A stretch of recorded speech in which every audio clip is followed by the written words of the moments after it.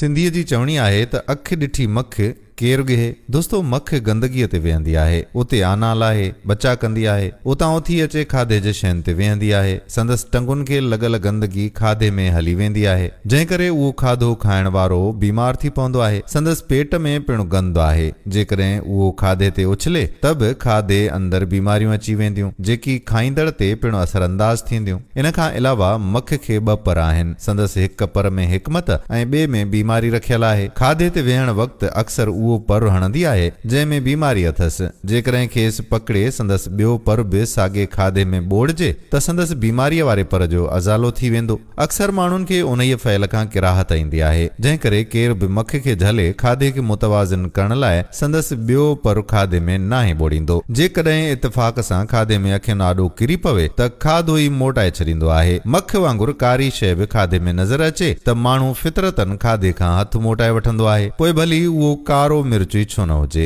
मतिलब ॼाणी वाणी ग़लति कमु केर बि न कंदो आहे। मख न मारे मख जो मेरड़ो मारे, अख ॾिठी मख केर ॻिहंदो। दोस्तो वीडियो पसंदि आई हुजे त पंहिंजे यारनि दोस्तनि सां शेयर ज़रूरु कजो।